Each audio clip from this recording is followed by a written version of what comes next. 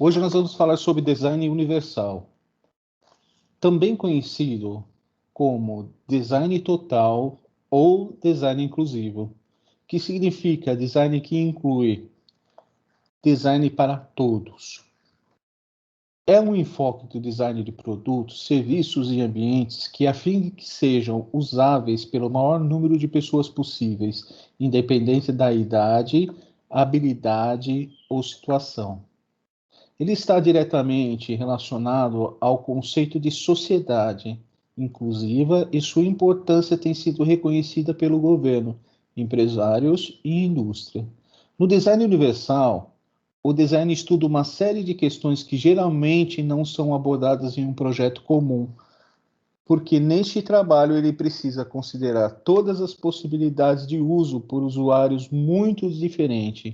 Isso inclui pessoas de classes sociais diferenciadas, pessoas que têm questões econômicas, antropológicas, políticas, econômicas, tecnológicas, históricas ou questões de usabilidade. O design universal é um termo relativamente novo que surgiu no design acessível, livre de barreiras para dar acessibilidade a pessoas com deficiência. Dentro do design universal, algumas questões são abordadas, como o uso equitativo, a flexibilidade no uso, o uso simples e intuitivo, informações perceptíveis, tolerância ao erro e a redução dos gastos energéticos e espaços apropriados. Agora, nós vamos falar um pouquinho de cada um desses itens, começando pelo uso equitativo.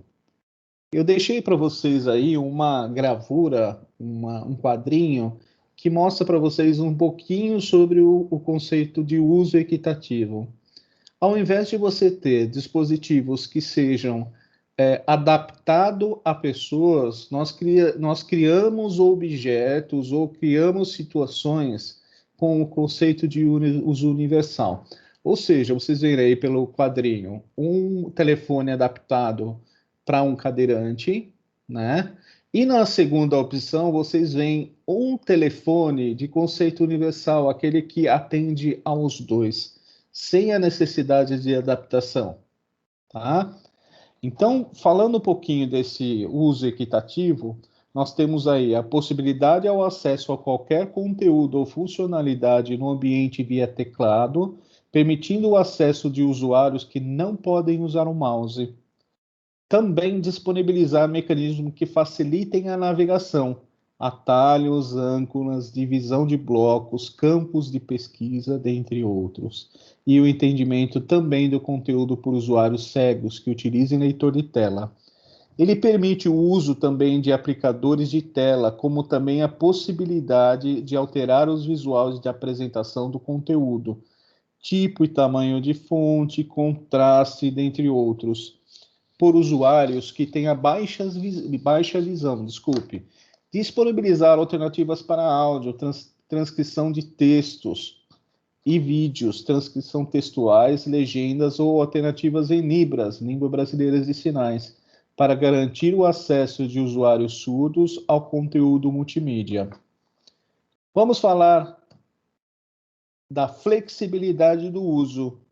Eu digo sim para quase todas as situações. Posso usar notebook? Eu tenho mais facilidade. Sim, pode. Pode usar o teclado virtual? Pode também. Posso usar sem limites de tempo o computador? Pode. Posso usar o tablet, o celular ou outra mídia qualquer? Sim, pode também. Então vamos lá ao conceito. O design é concebido de modo que atenda o usuário com diferentes habilidades e múltiplas preferências. Na web, isso significa que permitir que o conteúdo possa ser acessado de diferentes formas e por diferentes dispositivos.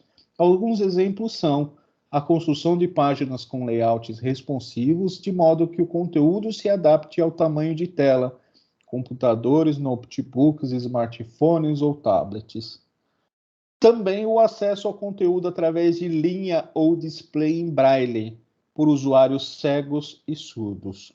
o acesso ao conteúdo através de softwares que facilitem a leitura e a escrita, como, por exemplo, leitores de tela, teclados virtuais, softwares de reconhecimento de voz, dentre outros. Há disponibilidade de conteúdos e tarefas que podem ser acessados sem limites de tempo, permitindo que o usuário siga seu próprio ritmo. O controle do usuário sobre o ambiente, assegurando a possibilidade de pausar o vídeo ou a imagem, retroceder, avançar, aumentar, diminuir o volume, ocultar e mostrar conteúdos e outras funcionalidades. A oferta de uma interface limpa com facilidade para localizar botões e demais controles. Vamos falar do uso simples e intuitivo. Podemos usar, por exemplo, a navegação de um website. Quando realizamos a construção da navegabilidade de um website, devemos remeter ao usuário sempre ao que é comum. Vamos lá. O João entrou em uma casa pela porta da sala, passa por um imenso corredor cheio de portas e entra em um quarto. Na sequência, em um closet, ele visualiza uma bela camisa e a veste. Enquanto todo esse processo que está acontecendo, o cérebro do João cria uma imagem ou um mapa dos lugares por onde ele passou. E, sem dúvida nenhuma, ele conseguirá caminhar no sentido inverso para sair dessa casa. É assim que deve acontecer em um website. Quantas vezes nos deparamos com sites que nos teletransportam para lugares nunca antes navegados? E, nesse caso, acontecem problemas. E João se pergunta, eu já passei por aqui antes? Como é que eu faço para voltar à primeira página mesmo? Então, isso acaba sempre acontecendo. Na gravura número 1, onde nós temos o sinal de negativo, vocês conseguem observar a confusão de caminhos que acontece por uma simples disponibilização de portas. Na segunda, onde a gente tem um design mais intuitivo, nós preparamos a residência para que ela tenha uma facilidade de navegação ou uma facilidade para que o nosso cérebro consiga construir um mapa de forma mais fácil.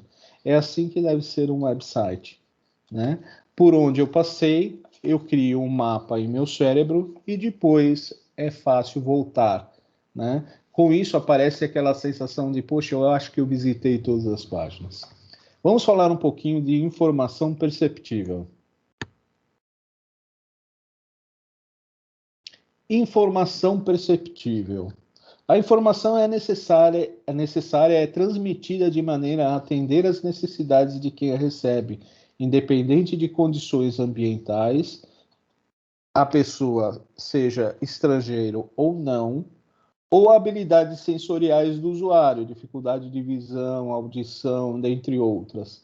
Na web, isso abrange pensar em diferentes formas de apresentar o conteúdo, como também delimitar claramente o que é informação prioritária e o que é secundária.